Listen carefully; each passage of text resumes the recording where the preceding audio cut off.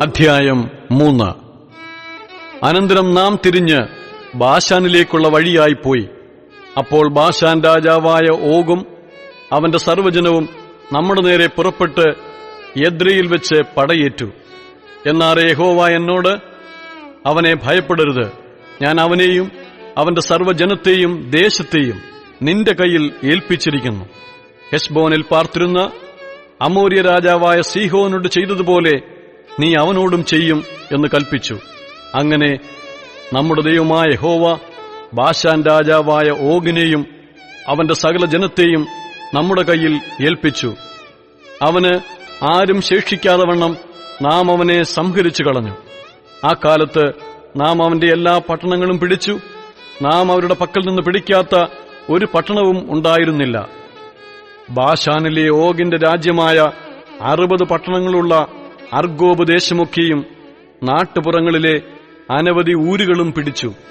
ആ പട്ടണങ്ങളെല്ലാം ഉയർന്ന മതിലുകളും വാതിലുകളും ഓടാമ്പലുകളും കൊണ്ട് ഉറപ്പിച്ചിരുന്നു. ഹെശ്ബോൻ രാജാവായ സീഹോനോടും ചെയ്തതുപോലെ നാം അവയെ നിർമൂലമാക്കി. പട്ടണം തോറും പുരുഷന്മാരെയും സ്ത്രീകളെയും കുഞ്ഞുങ്ങളെയും നിർമൂലമാക്കി. എന്നാൽ നാൽക്കാലികളെയൊക്കെയും പട്ടണങ്ങളിലെ അപഹൃതവും നാം കൊള്ളയിട്ട് എടുത്തു. ഇങ്ങനെ അക്കാലത്ത് അമോര്യരുടെ 2 രാജാക്കന്മാരുടെയും കയ്യിൽ നിന്ന് യോർദാനക്കരെ അർന്നോൻ താഴ്വര തുടങ്ങി ഹെർമോൻ പർവ്വതം വരെയുള്ള ദേശവും, സീദോന്യർ ഹെർമോന് സിരിയോനെന്നും അമോര്യരോ അതിന് സെനീർ എന്നും പേർ പറയുന്നു. സമഭൂമിയിലെ എല്ലാ പട്ടണങ്ങളും ഗിലെയാദ് മുഴുവനും ബാശാനിലെ ഓഗിന്റെ രാജ്യത്തുൾപ്പെട്ട സൽക്ക, എദ്രയി എന്നീ പട്ടണങ്ങൾ വരെയുള്ള ബാശാൻ മുഴുവനും നാം പിടിച്ചു. ബാശാൻ രാജാവായ ഓഗ് മാത്രമേ മല്ലന്മാരിൽ ശേഷിച്ചിരുന്നുള്ളൂ.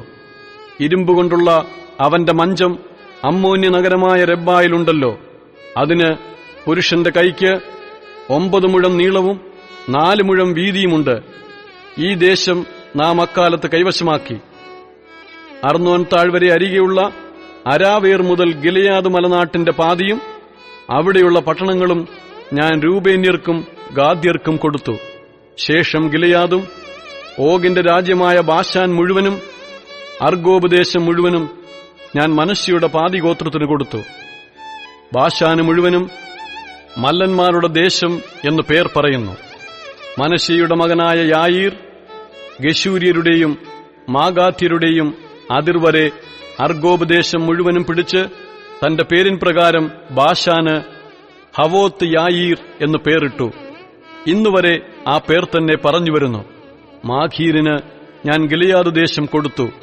രൂബേന്യർക്കും ഗാദ്യർക്കും ഗിലെയാദ് മുതൽ അർന്നോൻ താഴ്വരയുടെ മധ്യപ്രദേശവും അതിരും അമ്മോന്യരുടെ അതിരായ യബ്ബോക്ക് തോടുവരെയും കിന്നേരത്ത് തുടങ്ങി കിഴക്കോട്ട് പിസ്ഗായുടെ ചരിവിന് താഴെ ഉപ്പുകടലായ അരാബായിലെ കടൽ വരെ അരാബായും യോർദാൻ പ്രദേശവും ഞാൻ കൊടുത്തു. അക്കാലത്ത് ഞാൻ നിങ്ങളോട് ആജ്ഞാപിച്ചത്, നിങ്ങളുടെ ദൈവമായ യഹോവ നിങ്ങൾക്ക് ഈ ദേശത്തെ അവകാശമായി തന്നിരിക്കുന്നു.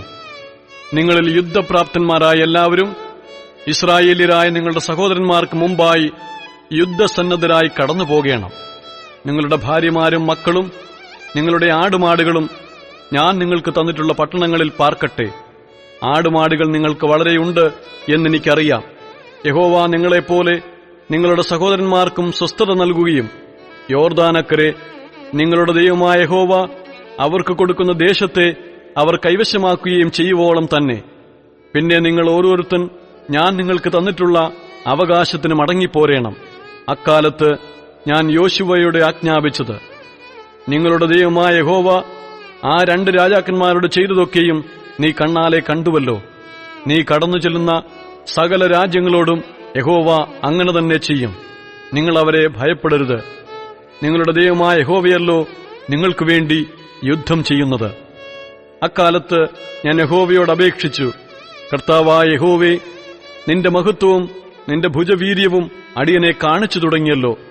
നിന്റെ ക്രിയകൾ പോലെയും നിന്റെ വീര്യപ്രവൃത്തികൾ പോലെയും ചെയ്യുവാൻ കഴിയുന്ന ദൈവം സ്വർഗ്ഗത്തിലാകട്ടെ ഭൂമിയിലാകട്ടെ ആരുള്ളൂ? ഞാൻ കടന്നു ചെന്ന് യോർദാനക്കരെയുള്ള നല്ല ദേശവും മനോഹരമായ പർവ്വതവും ലെബാനോനും ഒന്ന് കണ്ടുകൊള്ളട്ടെ എന്ന് പറഞ്ഞു. എന്നാൽ യഹോവ നിങ്ങളുടെ നിമിത്തം എന്നോട് കോപിച്ചിരുന്നു, എന്റെ അപേക്ഷ കേട്ടതുമില്ല. യഹോവ എന്നോട്, മതി, ഈ കാര്യത്തെക്കുറിച്ച് ഇനി എന്നോട് സംസാരിക്കരുത്. പിസ്ഗായുടെ മുകളിൽ കയറി തലപൊക്കി പടിഞ്ഞാറോട്ടും വടക്കോട്ടും തെക്കോട്ടും കിഴക്കോട്ടും നോക്കിക്കാണുക. ഈ യോർദാൻ നീ കടക്കിയില്ല. യോശുവയോട് കൽപ്പിച്ച് അവനെ ധൈര്യപ്പെടുത്തി ഉറപ്പിക്ക. അവൻ നായകനായി ഈ ജനത്തെ അക്കരെ കടത്തും. നീ കാണുന്ന ദേശം അവൻ അവർക്ക് അവകാശമായി പങ്കിട്ടുകൊടുക്കും എന്നരുളി ചെയ്തു. അങ്ങനെ നാം ബേത് പെയോരിനെതിരെ താഴ്വരയിൽ പാർത്തു.